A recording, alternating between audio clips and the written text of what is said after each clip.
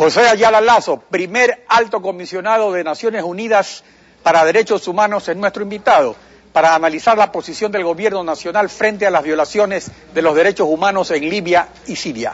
Licenciado, buenos días, bienvenido a Contacto Directo. Buenos días, Alfredo. A ver, empecemos con lo que el canciller Quinto Lucas dejó registrado aquí en Contacto Directo sobre la actuación de Naciones Unidas. Veamos. El Consejo de Derechos Humanos de Naciones Unidas estableció unas determinadas características y unas determinadas acciones para Libia que lo único que hicieron fue abrir la posible intervención posterior. Primero, la declaración del todopoderoso Consejo de Seguridad, que es prácticamente una dictadura en Naciones Unidas, y después la intervención directa de las fuerzas de la OTAN en Libia. Lo que nosotros no queremos es que ahora ocurra en Siria una nueva intervención.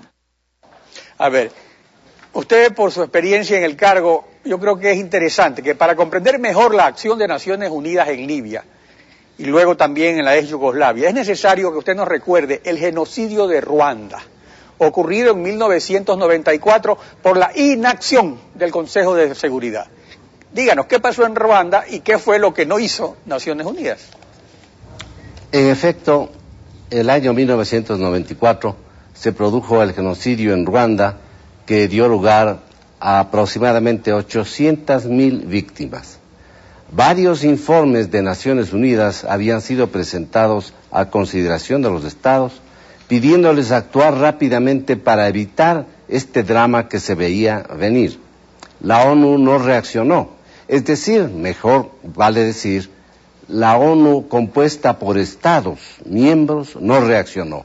Los estados miembros consideraron que podrían tomarse otras medidas, que quizá había exageración en esos estudios y nada se hizo para prevenir el drama. El hecho es que cuando yo me posesioné de la función de alto comisionado de la ONU para Derechos Humanos en abril del año 94, la primera misión que tuve que cumplir 8 días después de posesionado del cargo fue viajar a Ruanda y a Burundi para hacer frente a ese tremendo genocidio. Se consideró entonces que la indiferencia de los Estados miembros de la ONU ante la situación dramática de Ruanda debía servir como lección para evitar que se volvieran a producir estas situaciones en el futuro. Se pensó entonces que era indispensable dotarle a Naciones Unidas de un mecanismo rápido de reacción y de despliegue en el campo para poder paliar al menos los dramas en derechos humanos que se presentaban.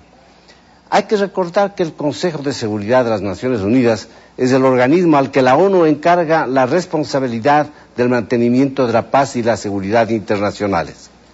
Empezó entonces, y quizá unos años antes inclusive, a proliferar el concepto de que la violación masiva de los derechos humanos podía ser una amenaza a la paz y a la seguridad internacionales. Y en tal caso se estaba avisorando la posibilidad de que el Consejo de Seguridad intervenga en esos casos para determinar una acción internacional, inclusive mediante el empleo de la fuerza. Así ocurrió en el caso de los kurdos, por ejemplo, en el norte de Turquía, en el sur de Turquía, en el que el Consejo consideró la situación y algunos países en vías de desarrollo pensaron que era peligroso darle al Consejo una carta abierta para determinar si violaciones de derechos humanos eran o no una amenaza a la paz y a la seguridad. O sea que todos estos antecedentes son los que han servido en estos últimos 15 años realmente para llegar a esto. O sea, no es que es una cosa sorpresiva, sino que por lo que ocurrió en Ruanda luego se vino estructurando este sistema que incluso después funcionó en Bosnia y luego ha funcionado también en Libia. Así es en efecto. Lo que ocurre es que entonces empieza a surgir también la idea junto a la diplomacia preventiva, la idea de la acción preventiva, la llamada intervención humanitaria. Al mundo no le gusta la palabra intervención y la intervención humanitaria es objeto de ataques, de réplicas y de nuevos estudios y se llega a la creación de un concepto, más moderno, que es de la responsabilidad de proteger. ¿A quién corresponde la responsabilidad de proteger? Se trata de la protección a la población de los estados. La responsabilidad primaria le corresponde al propio Estado. Pero cuando el agente de la desprotección es el propio Estado, la comunidad internacional tiene la obligación de proteger, la responsabilidad de proteger. Ya el presidente Roldós en el año 1980, tomó la iniciativa de crear la idea de la acción acordada en el campo internacional en defensa de los derechos humanos, que no podía ser interpretada como violación de los asuntos, intervención en los asuntos internos.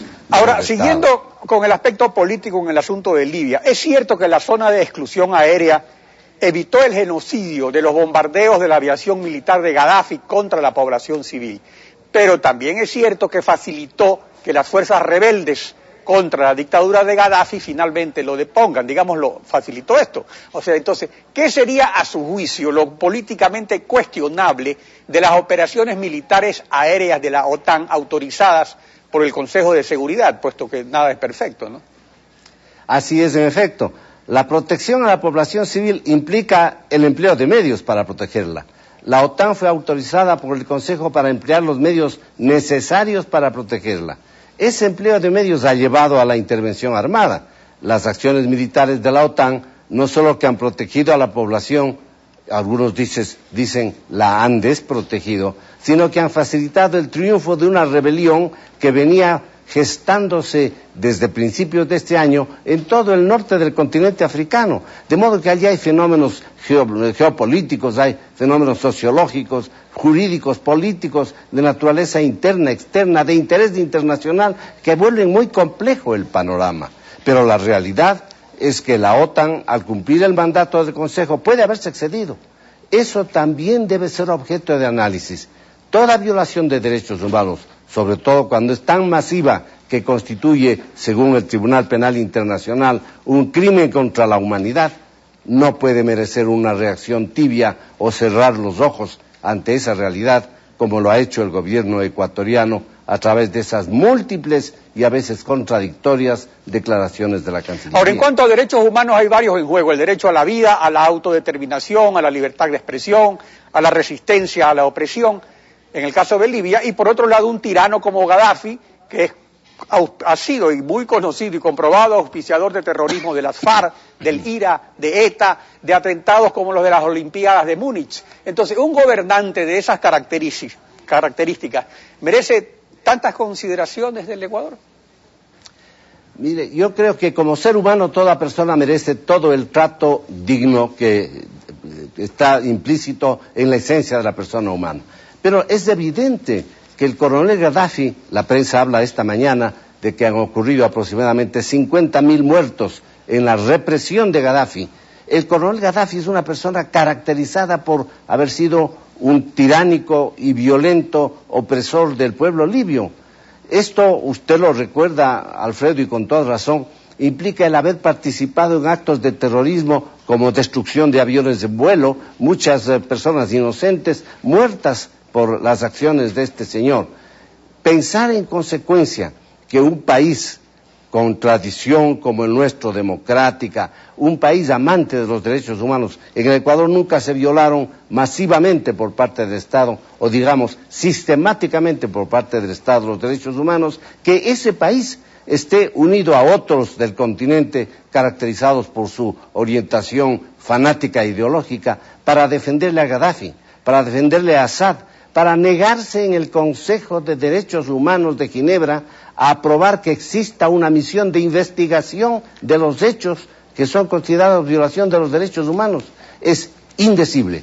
Yo no entiendo cómo se pide que se investigue violaciones de derechos humanos por parte de la OTAN en Libia, cosa que estaría muy bien hecha, y que se niegue que el Consejo de Derechos Humanos, máximo organismo defensor del ser humano sobre la tierra, no puede enviar una misión de investigación a Siria para conocer lo que allí también está ocurriendo. Ahora, respecto a Siria, si el gobierno tenía sus dudas o prejuicios o reservas políticas, diplomáticamente en esos casos, incluso llegando a esa situación, ¿qué es lo procedente? ¿Votar en contra de un pedido del Alto Comisionado de Derechos Humanos para que se investiguen violaciones?